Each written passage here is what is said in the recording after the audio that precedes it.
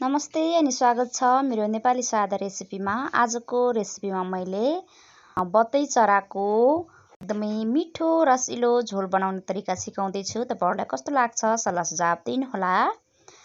मैले चाहिँ यहाँनिर जम्मा 2 वटा बत्तै चरा ल्याएको छु र यसको पाङ्रा भन्छ यसलाई पनि मैले बनाएको छु। तपाईहरुलाई मन पर्दैन भने फाल्न सक्नुहुन्छ। मैले चाहिँ आन्द्रालाई चाहिँ फाले, पाङ्रालाई चाहिँ मैले बनाए।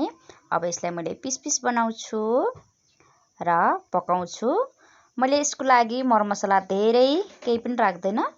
2 वटा प्याज काटेको छु र यहाँनिर लसुन अदुवालाई थिचेर थोरै राखेको छु। त्यसपछि मैले बत्तै चरालाई पनि पिस पिस बनाउने छु। मैले थोरै तेल राखे, कराई टेकाएर अनि तेल तातिसकेपछि सुरुमा मैले ज्वानो अनि मेथीको दानालाई फुराउँछु। त्यसपछि अरु मसला राख्ने छु। यहाँनिर थोरै बेसार पनि मैले तयार गरेर राखेको छु। हेर्न सक्नुहुन्छ मैले पिस पिस बनाइसके र 2 वटा टमाटर पनि तयार गराएको छु र यो बत्तै चराको रगत हो र यो चाहिँ त्यसमा अन्डा पनि थियो अनि कलेजो अनि मुटु हो। तपाईहरुलाई बत्तै चराको रगत मन पर्दैन भने फाल्न सक्नुहुन्छ। मेरो चाहिँ तेल तातिसक्यो, त्यसैले मैले चाहिँ मेथी फुराउँछु सुरुमा। त्यसपछि ज्वानो,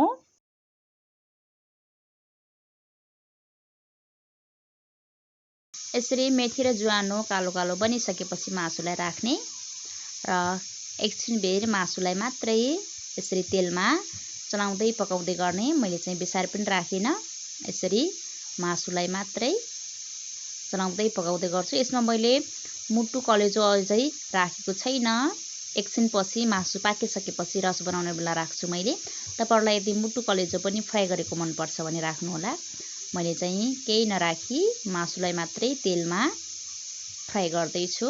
रातो रातो हुने गरी यसमा यसरी चलाउँदै पकाउँदै गर्ने। हेर्न सक्नुहुन्छ मासु चाहिँ रातो रातो बनिसक्यो। अब मैले यसमा बेसार राख्छु। बेसार नराखी मैले यतिन्जेल पकाएँ। अब आवश्यक अनुसार बेसार राख्ने अनि बेसार राखिसकेपछि फेरि बेसारसँग यसलाई केही बेर चलाउने र यति चलाउन्जेल चाहिँ मासु लगभग पाकिसकेको हुनुपर्छ। मेरो चाहिँ तेलमा नै फ्राई भएर मासु पाकिसक्यो र अब मैले यसमा आवश्यक मसला राख्दै छु। सुरुमा मैले प्याज राख्छु। अब फेरि एकछिन यसलाई मात्रै राम्रोसँग चलाउने।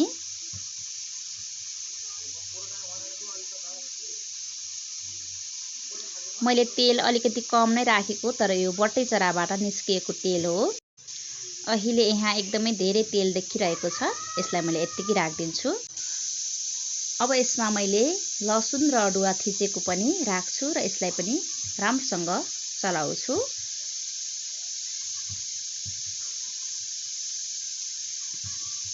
एकछिन बेर चलाउँछु। मैले यसमा प्याज पनि राखिसके र लसुन र अदुवा थिचेर बनाएको पनि यसमा राखिसके। अब मैले यसमा टमाटर राख्छु र टमाटरलाई पनि यसै गरी चलाएरै पकाउने छु।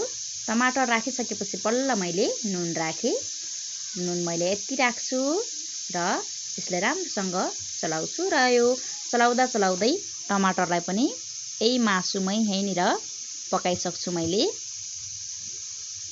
यसरी एकछिन बेर टमाटर नगलुन्जेलसम्म यसलाई चलाइरहने।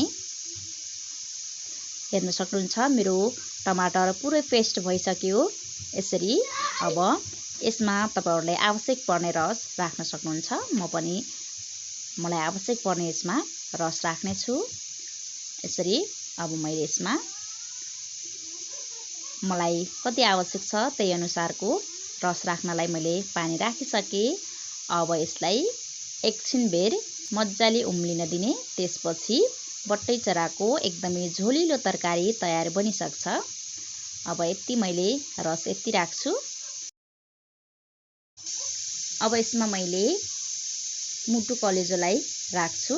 मैले तेलमा फ्राई गरेन र यसमा भएको अन्डा पनि मैले तेलमा फ्राई नगरेर यतिकै राखेँ र यो बत्तै चराको रगत पनि मैले जमेको छ यत्तिकै यसमा राखेँ। तपाईहरुलाई मन पर्दैन भने नराख्न सक्नुहुन्छ।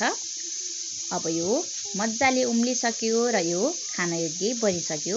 हेर्न सक्नुहुन्छ। तपाईहरुलाई आजको यो बट्टै चराको रेसिपी कस्तो लाग्यो? जस्तो लाग्यो त्यसै सल्लाह सुझाव दिनुहोला र च्यानलबाट नयाँ हुनुहुन्छ भने च्यानल पनि सब्स्क्राइब गर्नुहोला। मेरो यो नेपाली सादा रेसिपीमा चाहिँ एकदमै सिम्पल र सादा तरिकाले पकाउने गर्छु। Bye bye.